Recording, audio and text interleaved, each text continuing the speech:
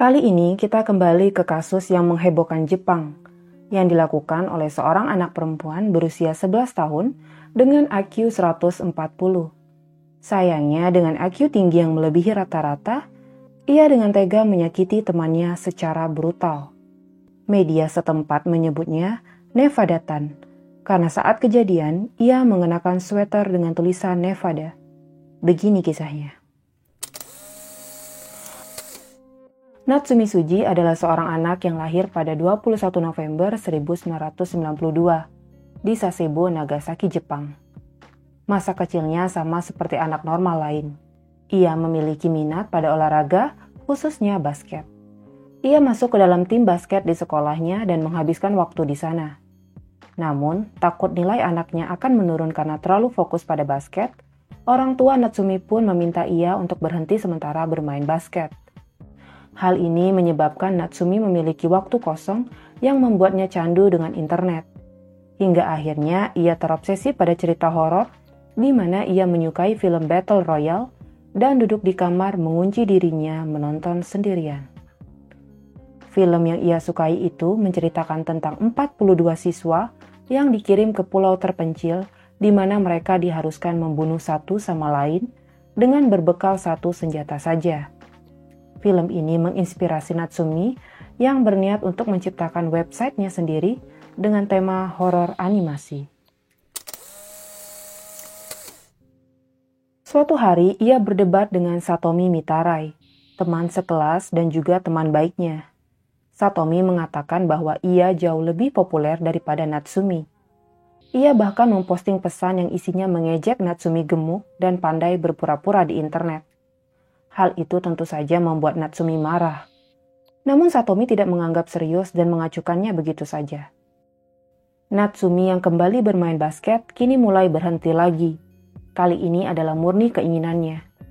Nilai-nilai sekolahnya kembali menurun. Bahkan dalam diarinya, ia menulis, "Aku tidak suka bermain dengan teman-temanku."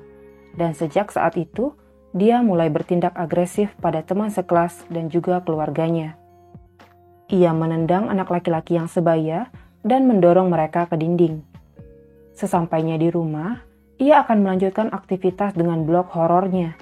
Dan kali ini, ia sangat terobsesi dengan serial TV Monday Mystery Theater, di mana banyak orang yang dibunuh dengan cutter atau pisau kecil.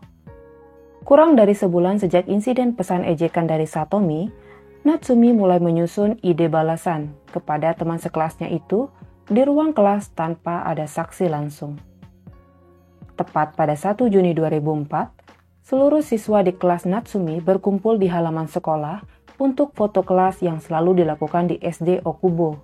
Natsumi berdiri agak jauh dari Satomi, di mana keduanya berpose dengan jari yang membentuk huruf V, dan tidak ada yang menyangka kalau itu adalah foto terakhir saat Satomi masih hidup. Setelah itu, Natsumi meminta Satomi untuk ikut ke sebuah kelas kosong saat waktu makan siang.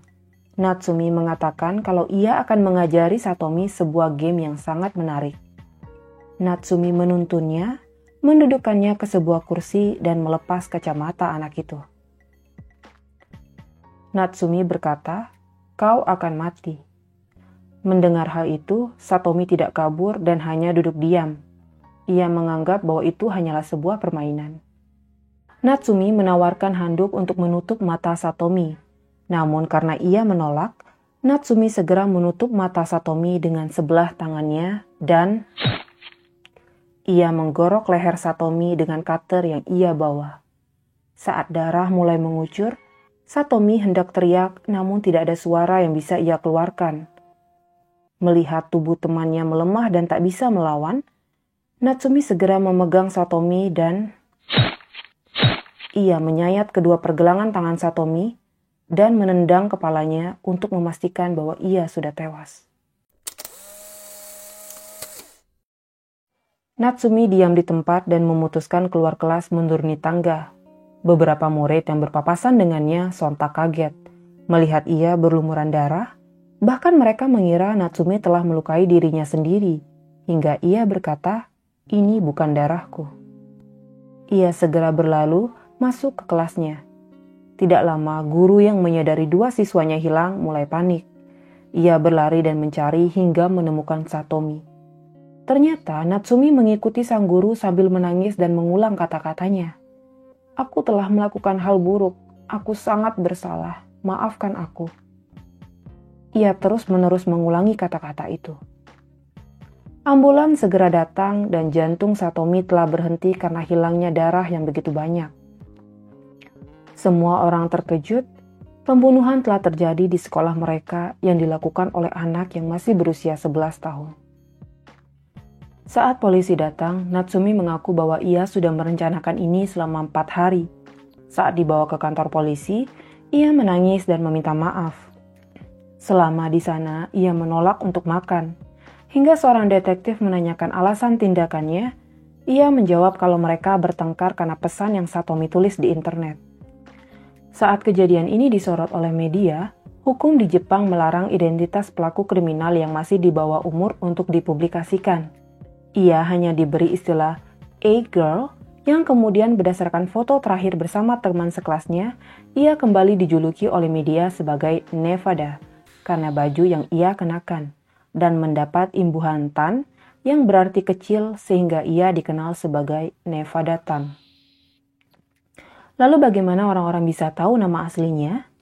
Hal ini dikarenakan kesalahan seorang pembawa acara berita di TV Fuji Jepang, di mana ia menunjukkan gambar yang dibuat oleh Nevada Tan di sekolahnya, dan secara tidak sengaja menyebutkan nama asli sang anak, Natsumi Suji, secara langsung.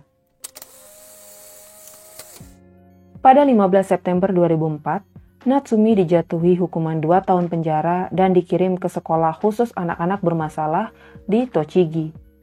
Selama di sana, ia ditanyai oleh psikolog dan psikiater dengan beberapa tes. Hasilnya, Natsumi menderita sindrom hikikomori, yaitu suka mengasingkan diri dan tidak ingin meninggalkan rumah atau berhubungan dengan siapapun. Kemudian, akibat dari masalah komunikasi dan minat obsesinya, Natsumi juga menderita sindrom Asperger. Namun, tidak ada dari kedua sindrom ini yang mampu menjelaskan tingkah agresifnya. Pada 18 Maret 2005, kelulusan di SD Okubo dilaksanakan. Para murid diberikan album kelulusan di mana terdapat 1 halaman kosong di dalamnya. Mereka bisa memilih ingin menaruh foto Satomi atau Natsumi atau bahkan keduanya.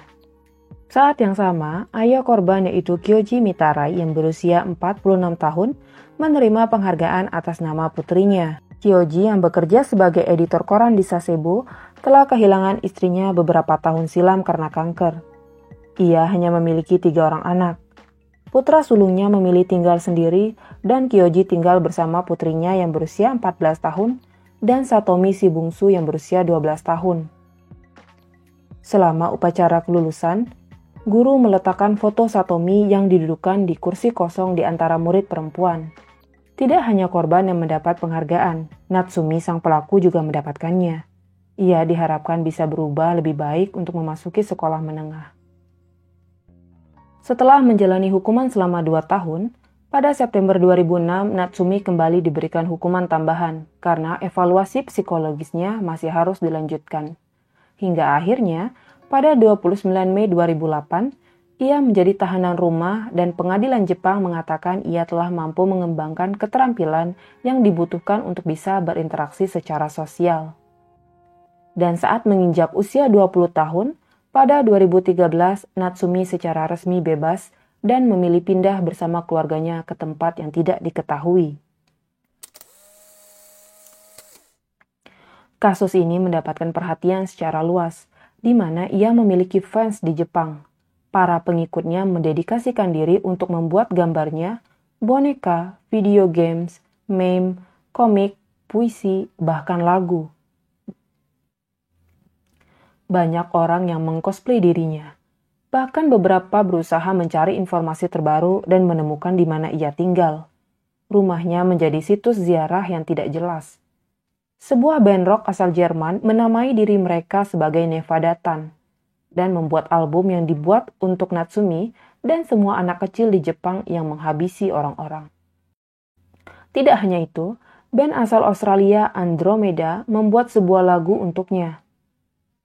Tidak berhenti di situ saja, online shop di Amerika yang menjual sweater abu-abu yang bertuliskan Nevada yang sama seperti dipakai oleh Natsumi saat membunuh temannya, menjadi item yang paling laris terjual dalam beberapa bulan sejak kasus ini dipublikasikan. Kini Nevada Tan telah berusia 29 tahun dan hidup jauh di belahan dunia yang tidak diketahui orang. Ia kini bersembunyi dari para komunitas fans internetnya. Menjaga rahasia masa lalu yang mengerikan karena ia memiliki kesempatan untuk bahagia dan memulai hidup tenang yang bahkan Satomi Mitarai tidak bisa miliki. Sekian, terima kasih telah mendengarkan.